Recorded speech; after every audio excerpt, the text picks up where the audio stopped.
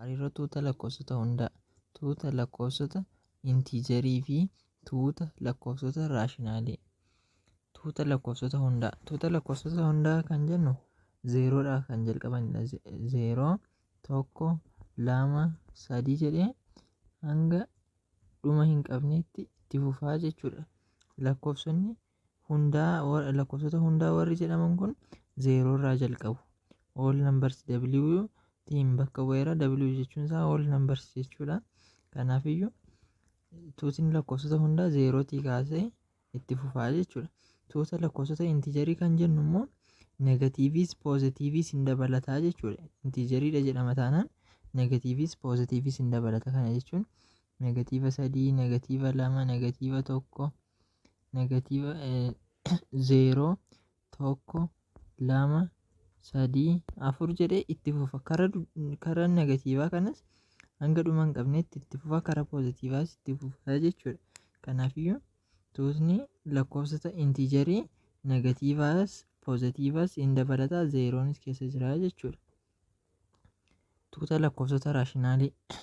Lakkoofsota raashinaalii kan jennu immoo yeroo darbe akkuma baranne lakkoofsonni raashinaalii bifa A irra baatiin yookiin bifa firaakshiniitiin kan barraa'e yommuu ta'u, A fi B'n elementoota lakkoofsa intiijarii jechuun negatiivas poozitiivas kan ta'e jechuudha. A fi B'n negatiivas ta'uu danda'u, poozitiivas ta'uu danda'u. B'n immoo zeeroorraa adda kan ta'e jechuudha. Maaliif B'n yoo zeeroo ta'e firaakshinichi hiika waan hin qabaanneef B'n zeeroorraa kan adda ta'e A fi B'n immoo elementoota intiijarii yoo ta'an lakkoofsi sun lakkoofsota raashinaalii jedhamuu danda'a jechuudha. Lakkoofsi kana irraa kan hubatamu lakkoofsonni hundaa lakkoofsota intiijarii keessatti akka argamanii fi lakkoofsonni hundaa fi intiijariin immoo lakkoofsota raashinaalii keessatti kan argaman ta'udha. Lakkoofsonni hundaa lakkoofsota intiijarii keessatti akka argaman. Lakkoofsota hundaa jechuun zeerootii warra kaan 0, 1, 2 jedhee kan itti fufu jechuudha. Lakkoofsonni intiijarii immoo negatiiva kaasanii hanga poozitiivaatti jechuudha. Kanarraa kan hubannu maalidha? Intiijarii yoo ilaallu asii zeeroodhaa kaastanii yoo ilaaltan 0, 1, 2 jedhee itti fufa kanaan. Kanaafiyyuu lakkoofsi hundaa immoo zeeroorraa jalqaba waan ta'eef intiijarii keessas zeeroorraa kan jalqabudha. Negatiivnis keessa jira garuu. Kanaafiyyuu lakkoofsi intiijarii kan jedhamu kun lakkoofsa hundaas of keessatti qabateera jechuudha. Maaliif zeeroorraa waan jalqabuuf lakkoofsa hundaas of keessatti qabateera jechuudha. Lakkoofsi hundaa lakkoofsa intiijarii keessa jira. Lakkoofsa raashinaalii keessatti kan ilaallu immoo lakkoofsi hundaa kunis lakkoofsi intiijarii kunis lakkoofsota raashinaalii keessatti argama jechuudha. Hundisaa lakkoofsa raashinaalii keessatti hin argina. Maaliif lakkoofsa raashinaalii kan jennu bifa firaakshiniitiin kan barraa'e yoo ta'u, lakkoofsi kamiyyuu bifa fakkeenyaaf 2 kana yoo fudhanne 2 irra tokkodha. Maaliif 2 hiruu tokkoon 2 waan ta'eef lakkoofsi 2 kun bifa raashinaaliitiin taa'uu waan danda'uuf lakkoofsi kamiyyuu raashinaaliidha jechuudha. Lakkoofsa hundaas lakkoofsa intiijariis yoo fudhanne lakkoofsa kamiyyuu yoo fudhanne lakkoofsi sun lakkoofsa raashinaaliidha jechuudha. Hariiroo tuutota kanaas akka armaan gaditti ibsuun ni danda'ama. Kuni waatiin kan bakka bu'e kuni lakkoofsa hundaadha. Zaatiin kan bakka bu'e lakkoofsa intiijariidha. Qaan immoo lakkoofsa raashinaaliidha. Kanaafiyyuu lakkoofsi hundaa cita tuuta lakkoofsa intiijariidha.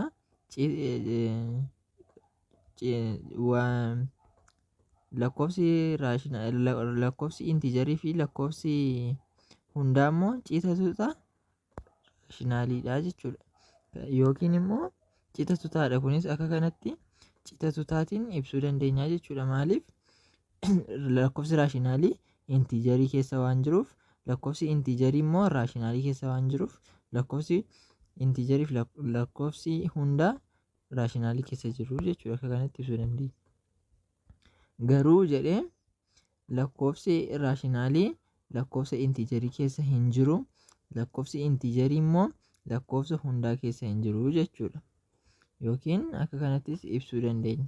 Kana jechuun lakkoofsa raashinaalii hunda lakkoofsa intiijarii keessatti argachuu hin dandeenyu. Lakkoofsa intiijarii hunda lakkoofsa hunda keessatti argachuu hin dandeenyu jechuudha.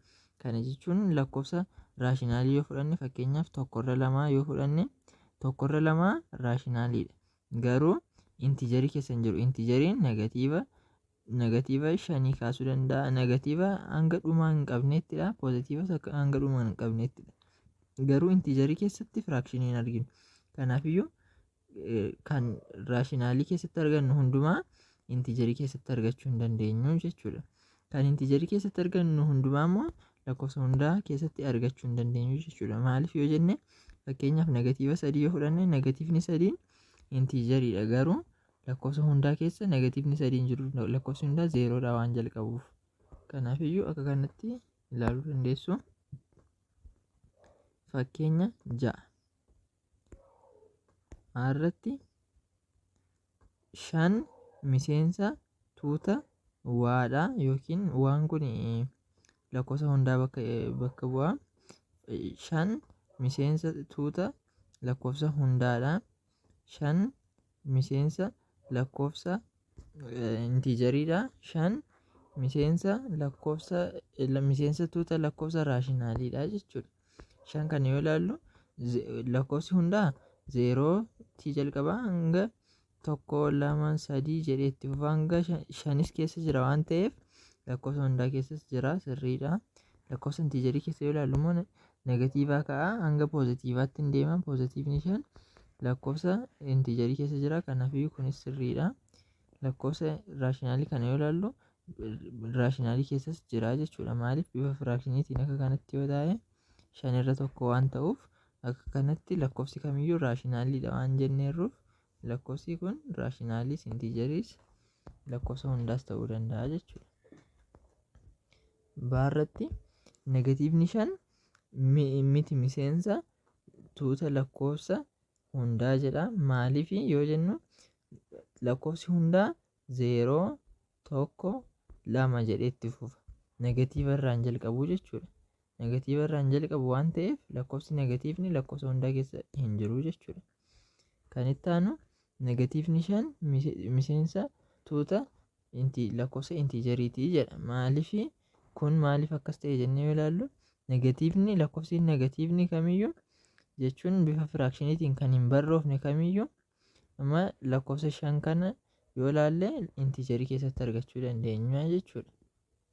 Kan itti aanu negatiivni 5 miseensa lakkoofsa raashinaaliiti jechuudha. Lakkoofsi raashinaalii kun fakkeenyaaf negatiivni 5 kun lakkoofsa kamiyyuu fudhattan bifa firaakshiniitiin isaa barraa'u bifa kamiyyuu haa barraa'u lakkoofsi kamiyyuu lakkoofsa raashinaalii keessa jira jechuudha. Kan itti aanu irratti 2/3 miti miseensa tuuta lakkoofsa hundaadha jedha. Maaliif kun firaakshiniitiin barraa'e. Firaakshiniin immoo lakkoofsa hundaa keessa hin jiru. Firaakshiniin lakkoofsa hundaa keessa hin jiru, lakkoofsa raashinaalii keessa malee. Intiijarii keessas hin jiru. Intiijariin lakkoofsa fakkeenyaaf akka lakkoofsa negatiiva 3 negatiiva 2 1 2 warra jennu malee intiijarii keessa firaakshiniin hin jiru. Kanaafiyyuu miti miseensa lakkoofsa intiijariitii jechuudha. 2/3 miseensa lakkoofsa raashinaaliiti jedha. 2/3 firaakshiniidha. Firaakshiniin immoo lakkoofsi kamiyyuu immoo lakkoofsa raashinaaliidha waan ta'eef lakkoofsi kun lakkoofsa raashinaaliidha jechuudha. Fakkeenya kanarraa walumaa galatti maal hubanna jennee yoo ilaallu Aarrattis, baarrattis, caarrattis lakkoofsi hundi isaanii kan asittis yoo ilaaltan lakkoofsi hundi isaanii lakkoofsa raashinaaliidha. Kana jechuun lakkoofsi kamiyyuu lakkoofsa raashinaaliidha jechuudha. Lakkoofsonni raashinaalii lakkoofsota intiijarii fi lakkoofsota hundaa of keessatti qabata. Lakkoofsonni raashinaalii lakkoofsota intiijariis of keessatti qabata. Lakkoofsota hundaas of keessatti qabata akka duraa jennee turre.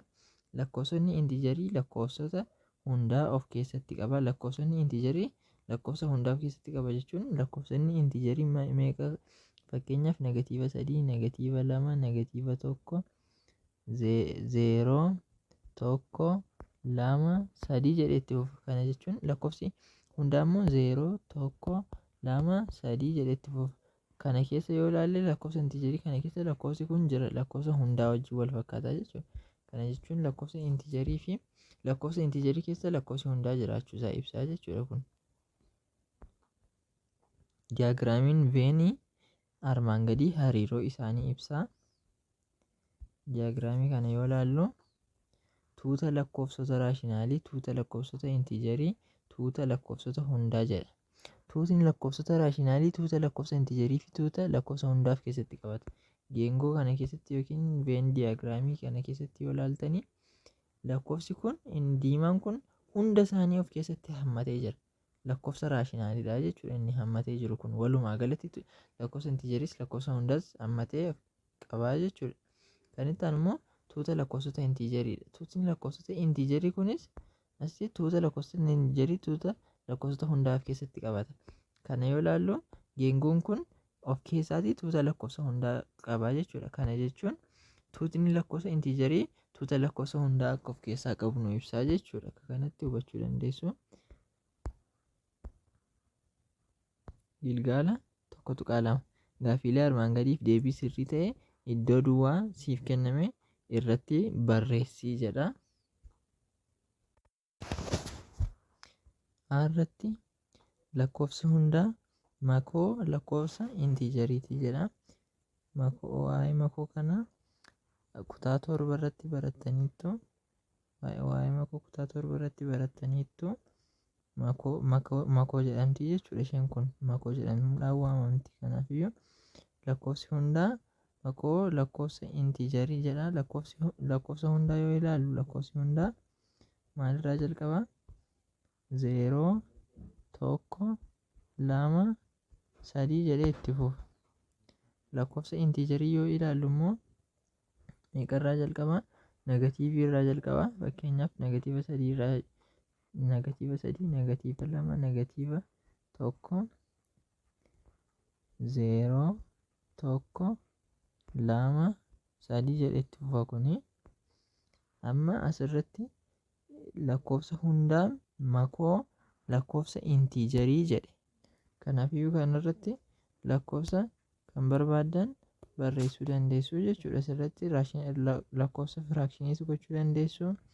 Lakkoofsa negatiiva ta'es poozitiiva ta'es gochuu dandeessu yookiin lakkoofsa hundaa kan jennu 0, 1, 2, 3 jedhee kan itti fufu ta'uu danda'a. 2 irra 3, 1 irra 4 akka kanas ta'uu danda'a jechuudha. Kan itti aanu lakkoofsi raashinaalii makoo lakkoofsa intiijarii jedha. Lakkoofsa jalqaba lakkoofsa raashinaalii kan ta'a 1 irra 2, 2 irra 3 jechuu dandeessu. Firaakshiiniis gochuu dandeessu. Lakkoofsa kamiyyuu ta'uu danda'a. Lakkoofsi intiijarii immoo lakkoofsa negatiiva ta'es ta'ee lakkoofsa poozitiiva ta'es akka kanatti lakkoofsa kamiyyuu itti guutuu dandeessu jechuudha. Asirratti daarratti lakkoofsa hundaan isheen kun immoo kutaa 7tti barattaniitu. Kanas makoo jedhame kipha jedhamti. Isheen kun kipha jedhamti. Lakkoofsa hundaa kipha lakkoofsa intiijarii jechuudha. Lakkoofsa hundaa kipha lakkoofsa intiijarii. Kana jechuun immoo lakkoofsa kan lakkoofsa hundaa keessas jiru lakkoofsa intiijarii keessas jiru kan lamaansaa bakka bu'uu danda'u lakkoofsa fudhannaa jechuudha. Kan intiijarii keessas jiru lakkoofsa hundaa keessas jiru 0, 1, 2, 3 jedhee itti fufaa jechuudha. Lakkoofsa kana yoo ilaalle lakkoofsa intiijarii keessas jira, lakkoofsa hundaa keessas jira jechuudha. Kan iddoo isaan itti wal kiphanii jechuudha. 0 irraa kaasee wal kiphuu jechuudha. Irratti lakkoofsa raashinaaliin kipha lakkoofsa intiijarii jedha. Lakkoofsa raashinaalii kipha lakkoofsa intiijarii. Kana jechuun immoo negatiiva fakkeenyaaf negatiiva 3, negatiiva 5 jechuu dandeessu. Negatiiva 3, negatiiva 2, negatiiva 1, 0, 1, 2, 3 jechuu dandeessu. Iddoo isaan itti wal qiphan waan ta'eef lakkoofsota intiijarii asirratti barreessuu dandeessu jechuudha. Kan itti aanu lakkoofsa hundaa kipha lakkoofsa raashinaalii. Lakkoofsa hundaa ta'ee kan lakkoofsa raashinaalii keessa jiru zeeroodhaa kaastu kanammoo 0 1 2 3 jedhee itti fufaa jechuudha kan isa kana. Gaaffii armaan gadii keessatti hariiroo sirrii ta'een dhugaa hariiroo sirrii hin taaneen ammoo soba jedha gaaffiin lammaffaanii. Irratti lakkoofsi hundaa cita lakkoofsa tuuta lakkoofsaa intiijarii jedha. Kuni dhugaadha. Maaliif lakkoofsa intiijarii keessa lakkoofsi hundaa waan jiruuf. Kana jechuun lakkoofsa hundaa 0 1 2 kan jedhee itti fufu lakkoofsi kun lakkoofsa intiijarii keessas waan jiruuf lakkoofsi hundaa cita tuuta lakkoofsa intiijariitii jechuudha. Barratti lakkoofsi raashinaalii cita tuuta lakkoofsa intiijariitii jechuudha jedha. Kun immoo sobadha. Maaliif lakkoofsa intiijariitu cita tuuta lakkoofsa raashinaaliiti malee lakkoofsi raashinaalii cita tuuta lakkoofsa intiijarii miti. Maaliif lakkoofsi raashinaalii lakkoofsa kamiyyuu lakkoofsa raashinaaliidha jechuu dandeenya. Garuu fakkeenyaaf firaakshinii 2/3 jedhu kana yoo fudhanne 2/3 raashinaaliidha garuu intiijarii miti. Kanaafiyyuu lakkoofsi raashinaalii cita tuuta lakkoofsa intiijarii miti. Caarratti lakkoofsi hundaa cita tuuta lakkoofsa raashinaaliitii jedha. Kun dhugaadha. Maaliif lakkoofsa hundaa kamiyyuu yoo fudhanne 1 2 3 kan jedhu kana yoo fudhanne lakkoofsi kun lakkoofsa raashinaalii keessa jira. Lakkoofsi raashinaalii lakkoofsa kamii ta'uu danda'a. Kanaafiyyuu kun dhugaa ta'uu danda'a jechuudha. Irratti lakkoofsi hundaa cita sirrii tuuta lakkoofsa intiijariiti kan jedhu kun dhugaadha. Maaliif lakkoofsi hundaa lakkoofsa intiijarii keessa waan jiruuf keessaa citee qofaatti waan adda ba'eef 0 irraa jalqaba. Kun immoo 0 irraa kan jalqabus negatiivii irraa kan jalqabus waan qabuuf cita sirrii tuuta lakkoofsa intiijariitii jechuudha. Irratti lakkoofsi raashinaalii cita sirrii tuuta lakkoofsa intiijariitii jedha. Kun sobadha. Maaliif lakkoofsi raashinaalii lakkoofsa kamiyyuu ta'uu danda'a. Garuu lakkoofsi intiijarii negatiivaa fi poozitiivaa ta'ee zeeroos kan qabu ta'ee garuu firaakshinii ta'uu hin danda'u. Lakkoofsi raashinaalii garuu firaakshinii ta'uu waan danda'uuf kun sobadha jechuudha.